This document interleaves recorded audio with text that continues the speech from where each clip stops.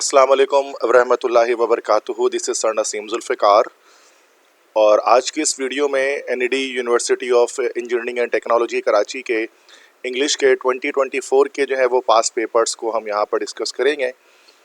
और चूँकि एनईडी के एंट्री टेस्ट स्टार्ट होने वाले हैं 11 जून से और 10 डेज़ आपके पास हैं, तो काफ़ी स्टूडेंट्स की रिक्वेस्ट थी कि इस ईयर भी, जैसे हर साल मैं लेक्चर्स बनाता हूँ, तो इस ईयर भी एनईडी के हवाले से लेक्चर्स में अपलोड करूँ, इंग्लिश के हवाले से, केमिस्ट्री के हवाले से।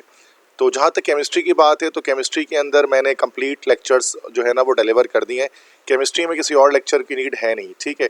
तो अगर आप यूट्यूब के अंदर आप मेरी प्लेलिस्ट अगर आप देखेंगे एनईडी पास्ट पेपर्स की, ठीक है, तो एनईडी पास्ट पेपर्स की जो प्लेलिस्ट है इसके अंदर से आपको अगर केमिस्ट्री करनी है तो आप 2020 से लेकर जो है वो 2024 तक आप तमाम केमिस्ट्री के पेपर्स अगर आप कर लें, तो इससे क्या होगा कि आपकी जो है वो केमिस्ट्री की तैयारी कंप्लीट हो जाएगी।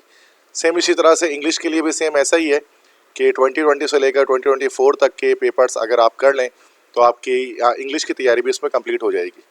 और जब हम इंग्लिश की बात करते हैं, इंग्लिश सेक्शन की बात करते हैं, तो आपको पता है कि इसमें हमारे पास जो है वो 5 तरह के टॉपिक्स हमारे पास इसके अंदर एनईडी में आते हैं, ठीक है, 1 2 3 4 5।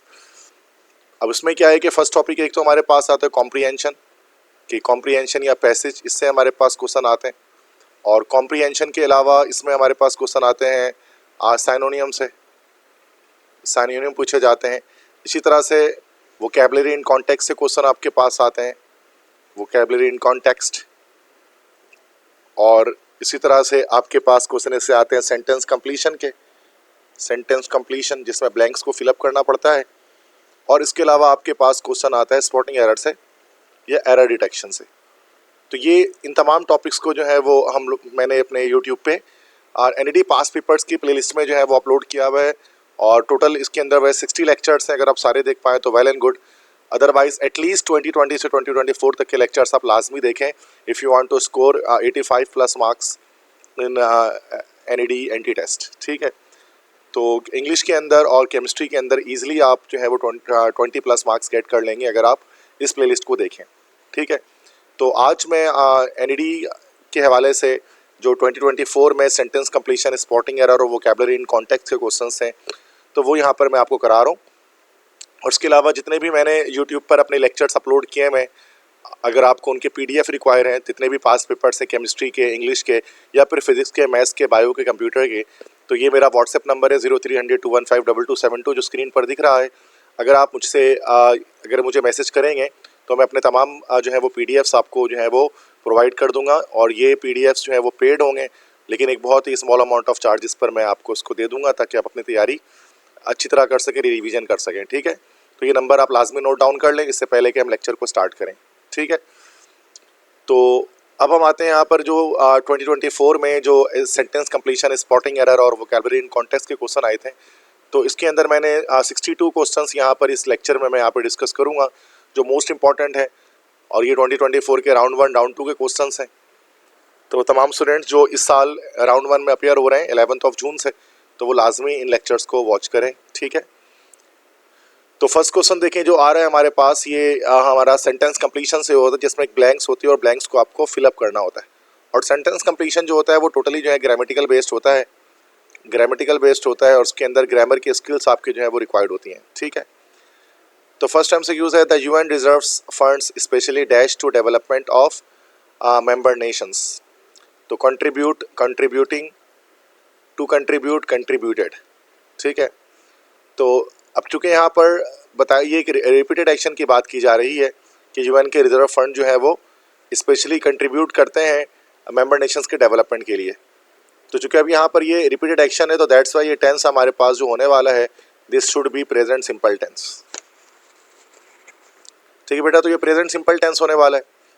तो यूएन रिजर्व फंड्स स्पेशली, तो अब कंट्रीब्यूटिंग तो होगा नहीं, टू कंट्रीब्यूट भी नहीं होगा, कंट्रीब्यूटेड इसलिए नहीं हो सकता क्योंकि ये सेंस प्रेजेंट सिंपल का है रिपीटेड एक्शन का, दैट्स व्हाई कंट्रीब्यूटेड भी नहीं हो सकता। तो उसका करेक्ट आंसर हमारे पास होगा कंट्रीब्यूट, ठीक है। ये ऑप्शन हमारे पास करेक्ट आएगा, कंट्रीब्यूट, ठीक है। तो specially contribute to development of member nations. Second MCQs है job dissatisfaction among employees is difficult to survey because this should be most of them is reluctant to reveal their complaints. अच्छा, ये हमारे पास जो है ना स्पॉटिंग एरर है। इसमें जो ब्लैंक्स दिए हैं ना हमारे पास, तो ये ऑप्शंस हैं जैसे डिससेटिस्फैक्शन, डिफिकल्ट, इज, कंप्लेंट्स। जब ये पेपर में आएगा, जैसे इसमें ए लिखा होगा, this should be B, this should be C and this should be D. तो हमें बताना होता है इसमें एरर डिटेक्शन के अंदर कि कहाँ पर मिस्टेक है, तो कौन सा ऐसा पार्ट है इस सेंटेंस का जहाँ पर गलती है। तो मैं तमाम एमसीक्यूज़ को एक्सप्लेन करूँगा आपको।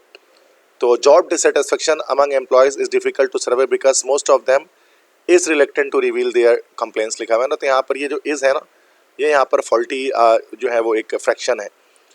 चूँकि इज़ नहीं होना चाहिए, मोस्ट ऑफ देम कहा जा रहा है ना, तो प्लूरल सेंस आ रहा है। तो अगर ये प्लूरल सेंस आ रहा है तो ये आर होना चाहिए यहाँ पर, most of them are reluctant to reveal their complaints. Third question है सेंटेंस कंप्लीशन का। Dash of doctors are doing something great. A large number, large amount, amount तो हम नहीं कहेंगे, अमाउंट तो ज़्यादातर हम लोग अनकाउंटेबल के लिए यूज़ करते हैं, तो लार्ज अमाउंट ये भी तो नहीं होगा, अ लार्ज अमाउंट भी नहीं होगा। अब a large number of doctors या the large number of doctors, तो यहाँ पर बेहतर ये है कि हम यहाँ पर लगाएं a large number of doctors are doing something great, कि बड़ी तादाद में जो डॉक्टर्स हैं वो कुछ अजीम काम कर रहे हैं। फोर्थ है the critics dash that the review dash publish in any book और ऑफ इंग्लिश और अदर लैंग्वेजेस। तो the critics are said that, अच्छा क्या अभी ऑप्शन से दो ब्लैंक्स है ना, तो दोनों ब्लैंक्स करके लिखा हुआ है। देखिए हेड सेड और इस एक साथ तो नहीं आ सकता, चूंकि पास के साथ प्रेजेंट नहीं आएगा, तो बी तो नहीं होगा, बी को मैं पहले क्रॉस कर देता हूँ। डी भी नहीं होगा चूंकि फ्यूचर के साथ पास नहीं आता, विल से के साथ वॉज नहीं आएगा। अब आर सेड और कुड बी, तो आर सेड और कुड जो है हमारे पास है वो हम लोग पास्ट के लिए यूज़ करते हैं, तो और प्रेजेंट के लिए तो ये भी नहीं हो सकता। तो करेक्ट आंसर हमारे पास इस तरह से क्या आ गया बेटा, सी आ गया। से कैन बी, मतलब ये कह सकते हैं the critics say that, critics कहते हैं कि that the review can be publish in any book, कि रिव्यू पब्लिश हो सकती है किसी भी इंग्लिश की बुक में या फिर किसी जो दूसरे लैंग्वेजेस में। ठीक है। नंबर 5 है it dash that his music dash thousands of people. तो इट थिंक्स तो ये तो नहीं होगा, सेंटेंस सही नहीं बन रहा। इट वॉज थॉट, अब देखो वॉज के साथ विल आ गया, तो कभी भी पास्ट के साथ फ्यूचर नहीं आता, पास्ट के साथ हमेशा पास्ट रहता है, दैट्स वाई बी भी नहीं होगा। सी है it will thought that his music dash thousands of people. अच्छा विल के साथ विल भी नहीं आता कभी, तो फ्यूचर के साथ हमेशा प्रेजेंट आता है, तो उसका करेक्ट आंसर हमारे पास क्या होगा, डी होगा। इट वॉज थॉट, ये सोचा जाता था कि, इट वॉज थॉट मतलब ये सोचा जाता था कि his music influence thousands of people, इसकी म्यूजिक ने असर डाला हजारों लोगों पर। अब ये सेंटेंस यहाँ पर हमारे पास करेक्ट हो गया, कंप्लीट हो गया। ठीक है। 6th है in desalination salty water is converted into usable water. अब इस तरह के जो क्वेश्चन होते हैं ना, अब देखो ब्लैंक्स, यहाँ पर एक अंडरलाइन वर्ड को किया गया जैसा दूसरा वर्ड बताना है, तो this is called vocabulary in context, इसको हम कहते हैं, this is called vocabulary in context. तो इस तरह के क्वेश्चन भी बेटा हमारे पास आते हैं एनईडी कैंटी टेस्ट में। तो डिसैलिनेशन में सॉल्टी वाटर को कन्वर्ट किया जाता है यूजेबल वाटर में। ठीक है। तो कन्वर्टेड का क्या मतलब हो गया, चेंज करना, तब्दील करना, तो बी ऑप्शन हो सकता है। 7th है we can't do this job dash everyone cooperates. तो हम उस वक्त तक ये जॉब नहीं कर सकते जब तक हर कोई कोऑपरेट ना करे, तो यहाँ अनलेस होगा ना, एज अ कंजंक्शन यूज करेंगे। अनलेस के मतलब जब तक ना करे, तो we can't do this job unless everyone cooperates, मतलब उस वक्त तक हम ये काम नहीं कर सकते जब तक हर शख्स जो है वो कोऑपरेट नहीं करेगा, तो अनलेस यहाँ पर एज अ कंजंक्शन यूज किया हमने। नंबर 8 है get dash the bus, get in the bus, get on the bus, get above the bus, get between the bus. देखिए बिटवीन और अबव तो नहीं हो सकता, ये तो 100% करेक्ट हो गया कि रॉन्ग है ये। नाउ गेट इन द बस और गेट ऑन द बस, मतलब बस पर चढ़ने के लिए क्या यूज़ करते हैं, गेट इन द बस, बस में दाखिल हो जाओ, गेट ऑन द बस। तो बेटा यहाँ पर हम लोग जो एक्सप्रेशन यूज़ करते हैं, प्रेपोजिशन यूज़ करते हैं, वो गेट ऑन द बस यूज़ करते हैं, कि बस में बैठ जाओ या बस में दाखिल हो जाओ, टू गेट ऑन द बस। तो ये जो क्वेश्चन हमारे पास आया, ये हमारे पास प्रेपोजिशन से आ रहा है, तो आपकी प्रेपोजिशन भी स्ट्रॉन्ग होनी चाहिए अगर आप इस तरह के क्वेश्चंस को अटेम्प्ट करना चाहते हैं तो। ठीक है। नेक्स्ट उसके बाद क्वेश्चन नंबर 9 है कि use at least 500 words at your ऐसे, ये स्पॉटिंग एरर है।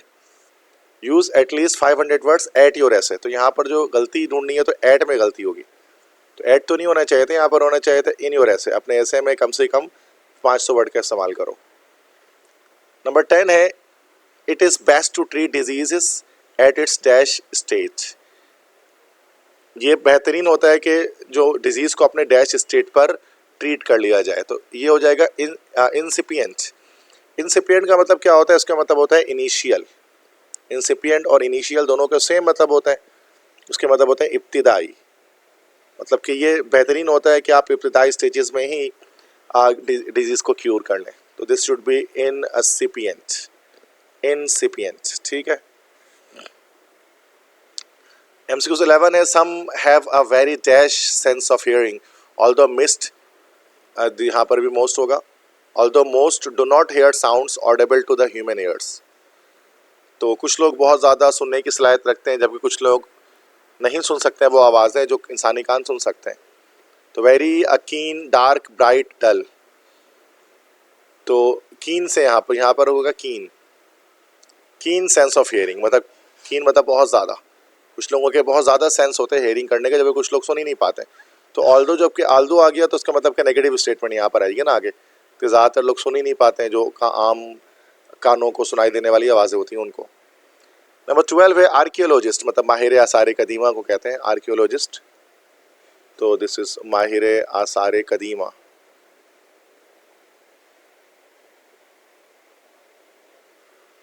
इनको हम कहते हैं archaeologist. Today dash today that the pyramid of an ancient Egyptian pharaoh, pharaoh जो है वो लकब होता है फिरौन जिसको हम कहते हैं, ये जो इजिप्शियन किंग्स से उनका लकब होता था। Dash after being buried for generations, तो अब इसमें 5 ऑप्शन है इसके अंदर। Archaeologist announced that the pyramids of an ancient Egyptian pharaoh had discovered after being buried for generation. अब देखो मैं यहाँ पर बताता हूँ आपको क्या है कि पास्ट के साथ मैंने भी आपको क्या रूल बताया कि एक पास्ट के साथ हमेशा दूसरा जो है वो पास्ट लगेगा, ठीक है। तो ये एक रूल मैंने आपको यहाँ पर बताया, उसी रूल के अकॉर्डिंग हम चलेंगे। तो पास्ट के साथ कभी भी प्रेजेंट नहीं आ सकता, तो देखो बी ऑप्शन तो इसलिए नहीं होगा क्योंकि वॉज के साथ आ रहा है। अच्छा, इसके अलावा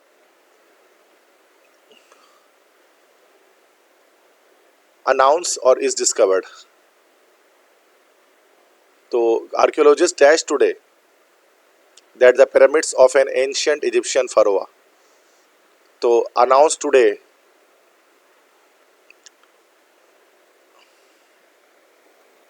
अब चूंकि आर्कियोलॉजिस्ट है तो अनाउंसेस तो होना नहीं चाहिए था, अनाउंस होना चाहिए था यहाँ पर। तो डी भी इस तरह से हमारा करेक्ट जो है वो गलत हो गया। अब हमारे पास 3 ऑप्शन बने, ए बचा है, सी बचा है और ई बचा है। अच्छा, यहाँ पर ई भी नहीं होगा। Archaeologist will announce today that the pyramids of an ancient Egyptian pharaoh dash rediscovered after being buried for generation. तो यह बात आ जा रही, पास्ट की बात की जा रही है कि आर्कियोलॉजिस्ट ने एक ऐलान किया है आज, मतलब वो कर चुके हैं एक ऐलान, तो ई भी नहीं होगा हमारे पास। अब देखो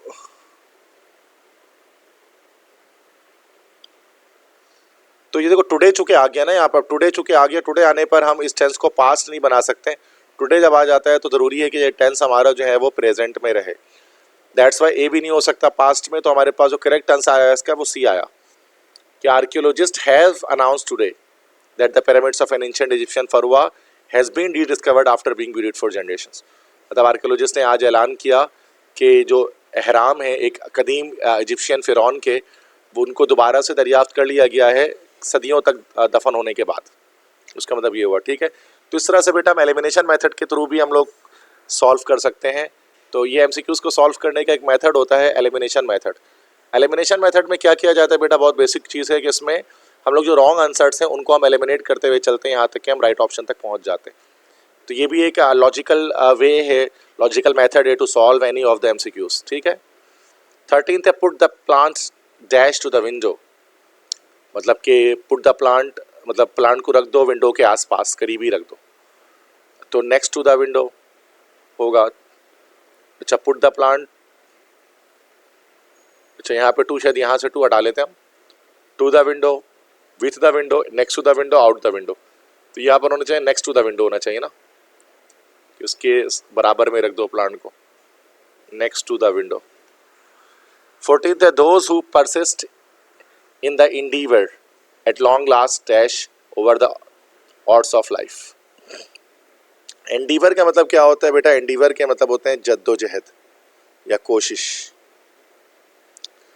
तो वो लोग जो जद्दोजहद करते रहते हैं लंबे अरसे तक, at long last dash over the odds of life, जिंदगी के तमाम ऑड्स में, परेशानियों पर वो काबू पा लेते हैं या उनको जीत हासिल होती है। तो ट्रियम्फ यहाँ पर इसका करेक्ट आंसर हो जाएगा, ट्रियम्फ।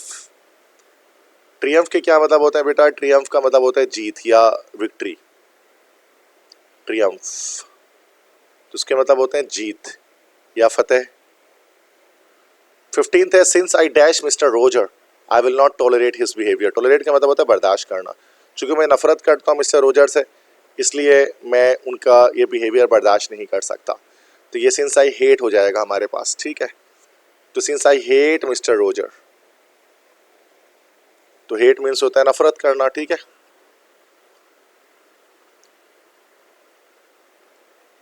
इसके बाद हमारे पास MCQs नंबर 16 है, we were dash to go when he came, ठीक है। तो we were dash to go when he came, तो we are all ready to go when he came, हम पूरी तरह से तैयार थे जब वो आया। तो ये ऑलरेडी, ये वाला ऑलरेडी लगेगा। इस ऑलरेडी का मतलब तो होता है पहले ही, पहले ही। तो ये वाला ऑलरेडी ज़्यादातर लगता हमारे पास है प्रेजेंट परफेक्ट टेंस के अंदर ही हम ज़्यादातर इसको अप्लाई करते हैं। तो यहाँ पर ऑलरेडी होगा, हम पूरी तरह से तैयार थे जब वो यहाँ आया, ठीक है।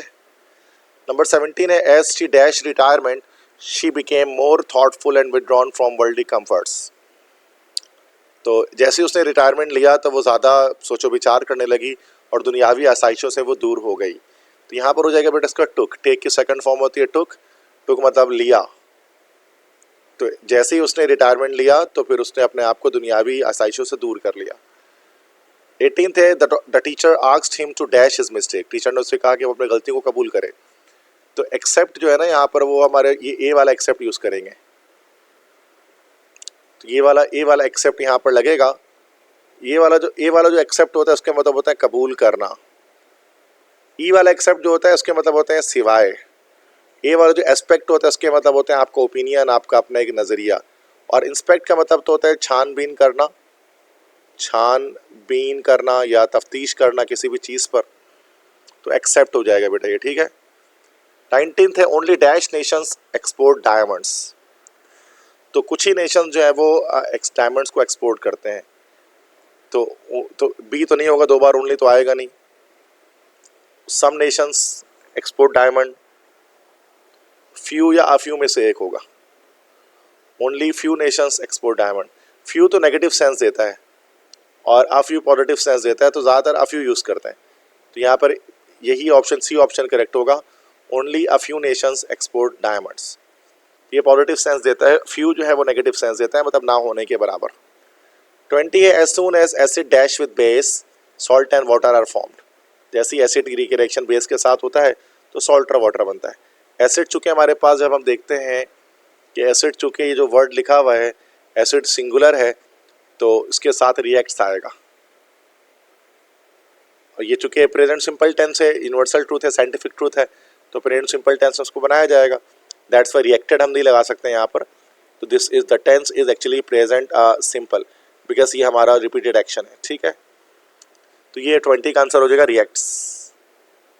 तो ये न्यूट्रलाइजेशन रिएक्शन की बात करें जो केमिस्ट्री में हम लोग स्टडी करते हैं, एसिड और बेस के रिएक्शन से सॉल्ट और वाटर फॉर्म होता है, ठीक है। तो बेटा ये 20 MCQs तक हो गए हैं और ये सारे जो पास पेपर मैं सॉल्व करता हूँ यूट्यूब पर और डिफरेंट स्लाइड्स पर, अगर आपको ये इसके पास पेपर की PDF रिक्वायर है तो ये मेरा व्हाट्सएप नंबर ही अपने पास लाजमी रखें, 0382152272। इस पर अगर आप मुझे व्हाट्सएप करेंगे तो फिर मैं आपको अपने पास पेपर्स जो NED के हैं केमिस्ट्री इंग्लिश के अलावा बाकी तमाम सब्जेक्ट्स के मैं आपको इसमें प्रोवाइड करूँगा। और NED में आपको पता है कि 90% क्वेश्चन आपके जो है वो पास पेपर से ही आते हैं, तो उससे तैयारी करना बहुत ज़रूरी है। 21 है आफ्टर डूइंग ऑल हर कोरस, कोरस मतलब काम कह सकते हैं, अपना सारा काम करने के बाद सारा फेल्ट डैश टाइड, सारा ने खुद को बहुत ज़्यादा थका हुआ महसूस किया या सारा को बहुत थकन हो गई, तो सारा फेल्ट ये हो जाएगा एक्सट्रीमली टायर्ड, एक्सट्रीमली मतलब बहुत ज़्यादा, बेइंतहा, एक्सट्रीमली टायर्ड। तो ये जो एक्सट्रीमली यहाँ पर है this is actually an adverb, तो ये एक एडवर्ब यूज़ किया जा रहा है, एडवर्ब ऑफ डिग्री। 22 है coloured blind people have difficulty in dash between some colours and their shades, यहाँ पर देयर होना चाहिए their shades. Colour blind people जो होते हैं उनकी डिफिकल्टी होती है कुछ कलर्स में और उनके शेड्स में। किस चीज़ में डिफिकल्टी हो, डिफिकल्टी इन डेविएटिंग, तो रास्ता बदल लेना, ये नहीं होगा, इसका होगा बी ऑप्शन, डिफरेंशिएटिंग मतलब फर्क करना, तो दिस शुड बी डिफरेंशिएटिंग।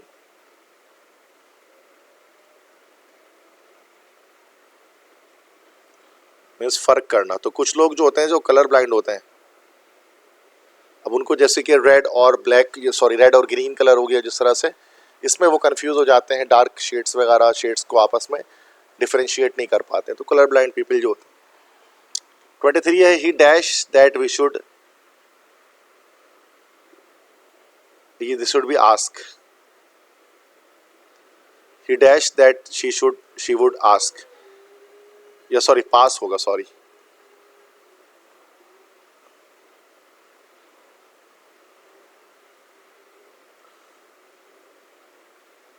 पास। तो उसने इस बात की यकीन दहानी करवाई कि वो पास हो जाएगी, ठीक है। इंश्योर्ड तो का जो वर्ड निकला है वो तो इंश्योरेंस से निकला है, जमानत, इंश्योरेंस जो चीज़ों की होती है, बातों की तो इंश्योरेंस नहीं होती है, तो ये नहीं होगा। इंश्योर्ड, इंश्योर्ड तो लाइक हम कह सकते हैं कि किसी चीज़ की ज़मानत लेना, वैसे तो इंश्योर जैसे कि दवाई का भी नाम होता है इंश्योर, तो इंश्योर करना, किसी की हिफाजत की जिम्मेदारी लेना, दैट इज़ इंश्योर्ड, तो ये नहीं होगा। एज्यूम मतलब होता है फ़र्ज़ करना, फ़र्ज़ करना, एज्यूम कर लेना, ये भी नहीं होगा, तो उसका करेक्ट आंसर हमारे पास डी है, एश्योर्ड। एश्योर्ड, एश्योर्ड श्योर से निकला है, इसका मतलब होता है यकीन दिलाना किसी को अपनी बात का, यकीन दिलाना।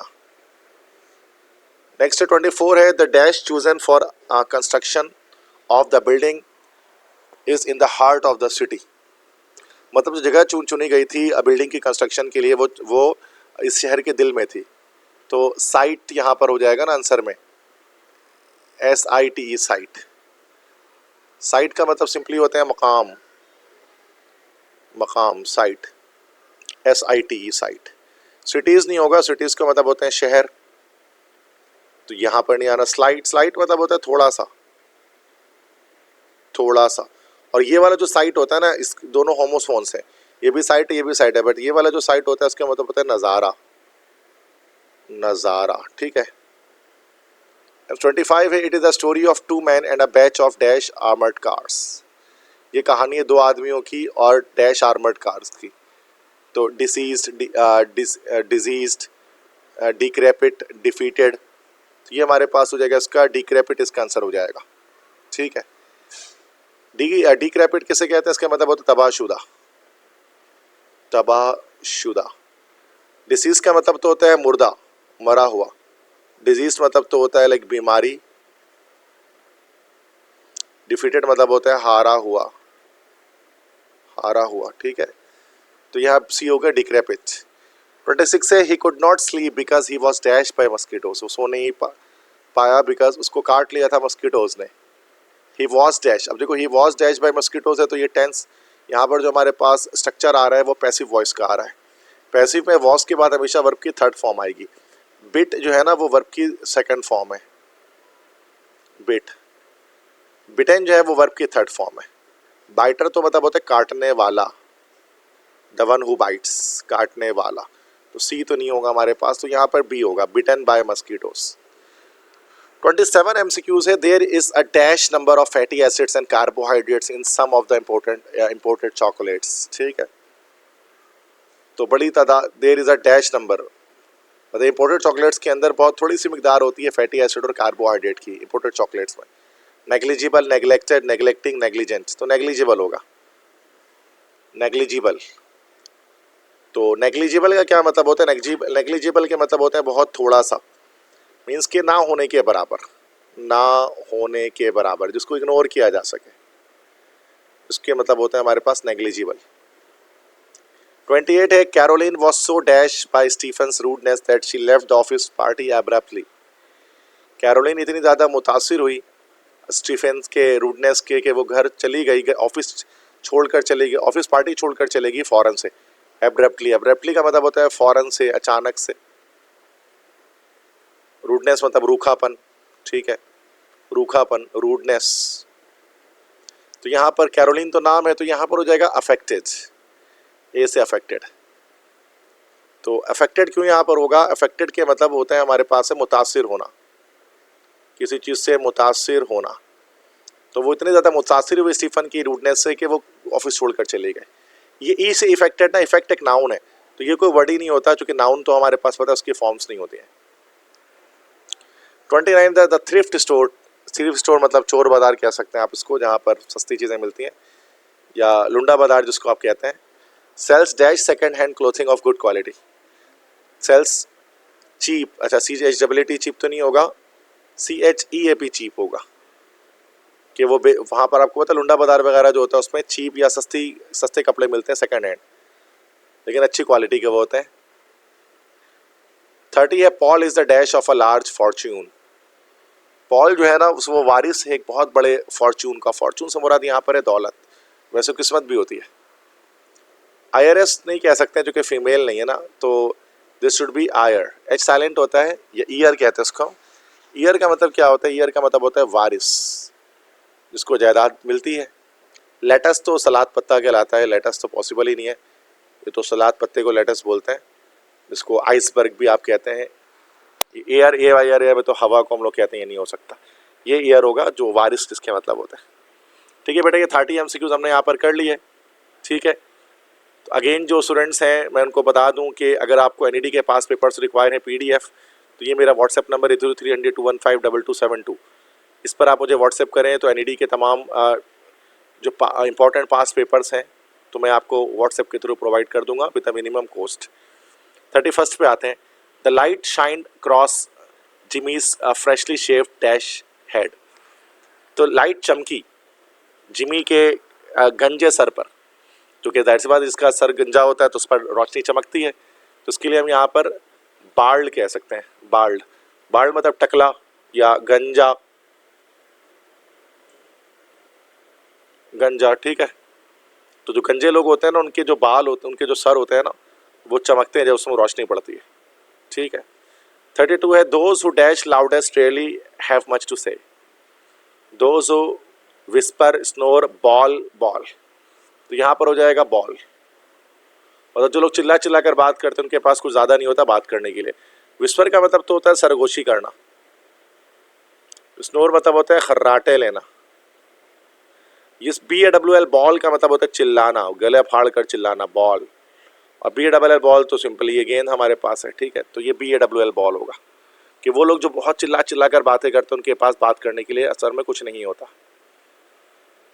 33, if you want to avoid heavy traffic, use alternate routes, steering clear of the dash road inside town. अगर आप चाहते हैं कि हैवी ट्रैफिक से आप अवॉइड कर लें तो आप अल्टरनेट रूट्स लें, और जो है वो steering clear of the dash road inside town, और मेन रोड से दूर दूर हैं अगर आप ट्रैफिक को छोड़ना चाहते हैं। तो MAIN मेन रोड हमारे पास होगा। मेन रोड मतलब जो हमारी बुनियादी सड़क होती है, इसमें MANE मेन नहीं हो सकता, तो MANE मेन, ये तो जो घोड़े के बाल जो होते हैं ना उनको, उसको हम लोग कहते हैं मेन, घोड़े के बाल, घोड़े के जो पीठ पर बाल जो लगे होते हैं। एडेबल में नहीं होता, एडेबल का मतलब तो होता है खाने लायक, जो चीज़ खाई जा सके, दैट इज एडेबल, ठीक है। सेकेंडरी भी नहीं हो सकता क्योंकि मेन रोड असल में प्राइमरी रोड होता है, सेकेंडरी रोड तो जो छोटा रोड हो, दैट्स वाई सेकेंडरी भी नहीं। 34 है, the vehicle is dash for the hefty loads they will need to support. Is meet inadequate, meat delicious, तो ये तो बड़ा आसान है, इसका इनएडिक्वेट होगा, इनएडिक्वेट। अब ये इसका आंसर क्यों आ गया भाई? इनएडिक्वेट का मतलब होता है नामुकम्मल, नाकाफ़ी, नाकाफ़ी, कि जो व्हीकल था वो ना काफ़ी था हेफ्टी और भारी भरकम लोड्स के लिए जो उनको सपोर्ट करना था जिसको, तो इनएडिक्वेट। अच्छा, ये जो मीट है उसका मतलब तो गोश्त है, गोश्त के मायने में तो यहाँ पर आएगा नहीं। ये जो मीट है इसके मतलब तो मिलना है, इसके मायने में भी नहीं आएगा। डिलीशियस मतलब तो लजीज, तो ये तो उसके मीनिंग में ही नहीं आ रहे, तो ये सब गलत है।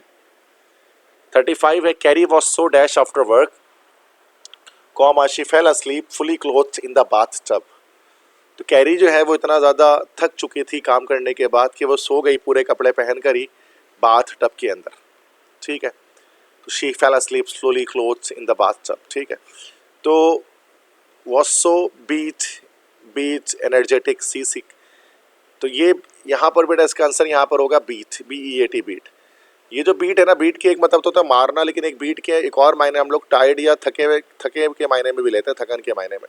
तो वो इतना थक चुकी थी काम करने के बाद कि वो सो गई बाथ टब में ही। 36 है, it seem dash been snowing but we knew it was only some white dust that had covered the whole town. ऐसा लग रहा था जैसे बर्फबारी हो रही है, लेकिन हम जानते थे कि ये सिर्फ कुछ व्हाइट कलर का डस्ट है जिसने कवर कर लिया पूरे टाउन को। It seems like it has been snowing if it had been snowing. Yes, has नहीं आएगा ना, क्योंकि वॉज आ गए यहाँ पर, तो ये तो नहीं होगा। As it if it had, as it had और एज इफ इट हैड। तो it seemed if it had been snowing, या it seemed as it had been snowing, या it seems as if it had been snowing. तो यहाँ पर क्या होना चाहिए? तो बेटा इसका आंसर होगा as it had been snowing. क्योंकि रीज़न ये है कि बेटा इट सीम्ड के बाद हमेशा एज आता है, इट सीम्स एज। इफ़ यहाँ पर नहीं आएगा जो कंडीशनल नहीं है, तो सी ऑप्शन हो जाएगा, as it had been snowing. ऐसा लग रहा था जैसे बर्फबारी हो रही थी। 37 है, there is no point dash the kids, they are old enough to look after themselves. There is no point to worry for the kids, to worry about the kids. Worry के साथ फॉर नहीं आता, ये तो नहीं होगा। To worry about हो सकता है, in worrying for, in worrying about the kids. ठीक है, सी ऑप्शन भी नहीं हो सकता, इन वरिंग फॉर। वरिंग के साथ अबाउट ही आता है। देखिए वरी अबाउट तो बी में भी है, वरी अबाउट जो है वो डी में भी है, लेकिन देयर इज नो पॉइंट आ गया ना, तो नो पॉइंट के बाद इन आएगा। तो यहाँ पर हो जाएगा इसका correct, there is no point in worrying about the kids. ये हमारे पास इसका करेक्ट आंसर होगा सेंटेंस कंप्लीशन में। 38 है, we have got 3 very dash cats. तो हमारे पास 3 बिल्कुल डैश कैट्स हैं, alike looking, similar looking, same cats, alike cats. तो सिमिलर लुकिंग हो जाएगा एक जैसे दिखने वाली, तो सिमिलर लुकिंग, तो ये इसका करेक्ट आंसर है। 39 है, the future of the planet does not look good, too good, but there isn't much dash, I can make about it, can I do about it, I can do about it, I can do about it. तो जो future जो planet का है वो अच्छा नहीं दिख रहा, लेकिन मैं बहुत ज़्यादा कुछ नहीं कर सकता। But there isn't much, I can make about it, I can make about it तो नहीं होगा। Can I do about it भी नहीं होगा, चूंकि इंटेरोगेटिव नहीं है। अब सी है I can't do about it, और डी है I can do about it.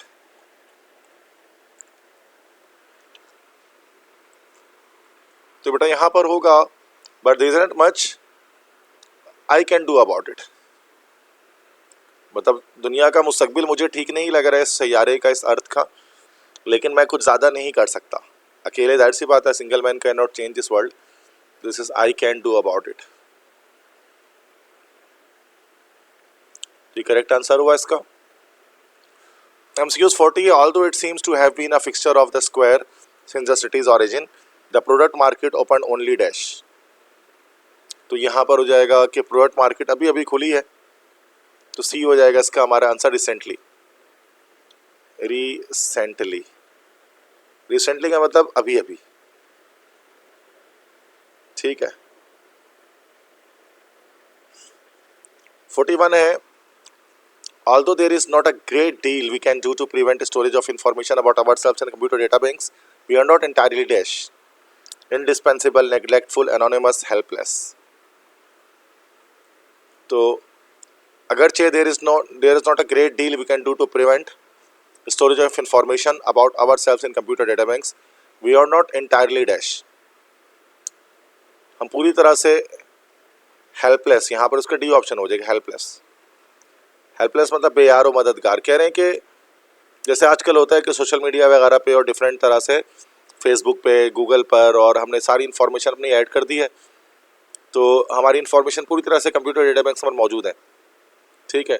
अगरचे ऐसा है, लेकिन उसके बावजूद हम लोग पूरी तरह से हेल्पलेस या बेयार और मददगार नहीं है, मतलब हेल्पलेस नहीं है।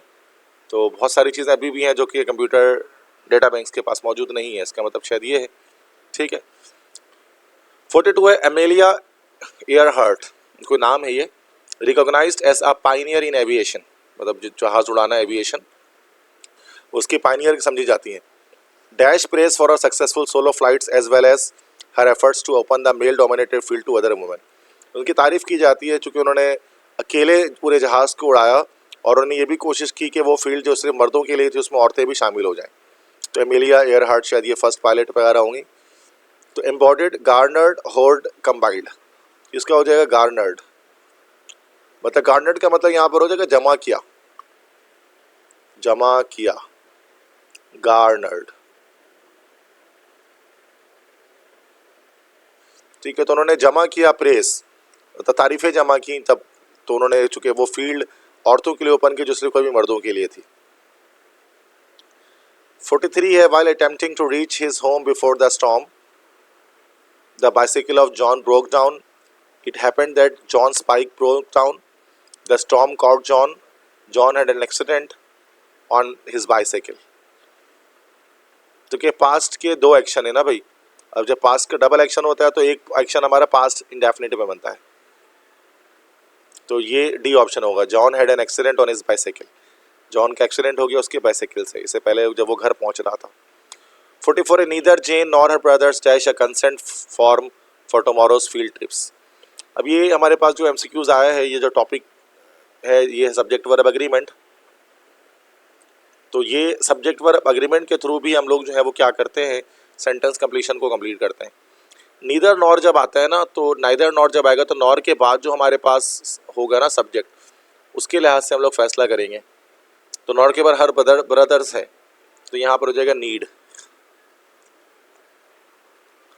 Need a consent form for tomorrow's field trip. 45 है he is good at making dash plans, clever, expert, intelligent, bold.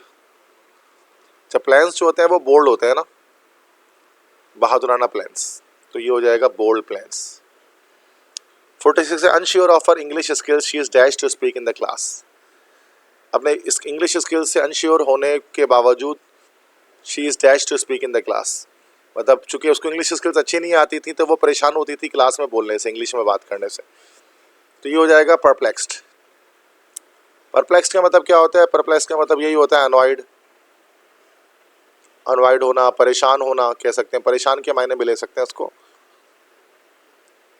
तो she is perplexed to speak in the class, मतलब वो परप्लेक्स थी, वो परेशान थी क्लास में बात करने में, फिक्रमंद थी। 47 we expected that the assembly should dash its mistake, treaties, signify, notify, rectify. तो यहाँ पर हो जाएगा इसका रेक्टिफाई। तो रेक्टिफाई क्यों होगा, रेक्टिफाई का जो मीनिंग है मतलब होता है बेहतर बनाना, इम्प्रूव करना, किसी चीज़ को पहले से बेहतर करना, इम्प्रूव करना, दिस इज रेक्टिफाई। तो हमने एक्सपेक्ट किया था कि असेंबली जो है वो अपने मिस्टेक्स को दुरुस्त करेगी, उसको रेक्टिफाई करेगी। इसके बाद हमारे पास जो है वो 48 से स्टार्ट हो रहे हैं स्पॉटिंग एरर, एरर डिटेक्शन। तो सारे क्वेश्चन एरर डिटेक्शन के शायद आगे तक चलेंगे। तो इससे पहले कि एरर डिटेक्शन स्टार्ट करूं तो दोबारा से मैं अनाउंसमेंट दे देता हूं। मेरा व्हाट्सएप नंबर तमाम स्टूडेंट्स लाजमी सेव कर लें, ये मेरा अपना पर्सनल नंबर है 0392152272। किसी भी किस्म की किसी भी यूनिवर्सिटी के आपको पास पेपर आपको रिक्वायर्ड है, PDF रिक्वायर्ड है, NED की है, चाहे किसी भी यूनिवर्सिटी के, आप मुझे इस पर मैसेज कर सकते हैं और मैं बहुत स्मॉल अमाउंट ऑफ चार्जेस पर तमाम स्टूडेंट्स को उनके रिक्वेस्ट के मुताबिक PDFs जो है वो प्रोवाइड करता हूँ, ठीक है। तो ये सब आपके बेनिफिट के लिए होता है ताकि आप अच्छी तरह से तैयारी कर सकें और टेस्ट में आप NED के टेस्ट में आप जो है वो 90+ मार्क्स आउट ऑफ 100 गेट कर सकें इंशाल्लाह। 48 नंबर MCQs है, my sister is annoying today but usually she are very nice. तो ये तो बड़ा आसान है, शी के साथ आर तो लगेगा नहीं, तो आमतौर पर बहुत अच्छी है, she is very nice. 49 the price of petroleum products as well as demand has been raised in last few years. The price of petroleum products as well as demand has been raised in last few years. अच्छा, यहाँ पर ये मैंने गलती कर दी है शायद, तो यहाँ पर ये प्राइसेस होगा ना, ये प्राइसेस होगा। अगर ये प्राइसेस है तो फिर यहाँ पर ये हैज़ बीन नहीं होना चाहिए, चूँकि प्लूरल यहाँ पर हमारे पास आ जाएगा, तो यहाँ पर होना चाहिए have been raised in last few years. 50 है, if I would have known that you are coming I would have prepared a meal. अब ये कंडीशनल सेंटेंस है जिसको हम कहते हैं थर्ड कंडीशनल, टाइप 3 का कंडीशनल सेंटेंस। इसमें इफ़ वाले क्लॉज के साथ पास्ट परफेक्ट लगता है, तो यहाँ पर ये नहीं होना चाहिए था if I would have known, तो यहाँ पर होना चाहिए था if I had known simply. ये वुड हैव नोन जो है ये पूरा हमारा गलती है। 51 है, the workers head who worked hard on the project were sure to be in profound disappointment. तो यहाँ आगे पीछे हो गया, ये हेड को इधर होना चाहिए था और हु को इधर होना चाहिए था, हु हैड वर्कड हार्ड इस तरह से होना चाहिए था, तो ये मिस्टेक है, इसको मैं हाईलाइट कर दे रहा हूँ।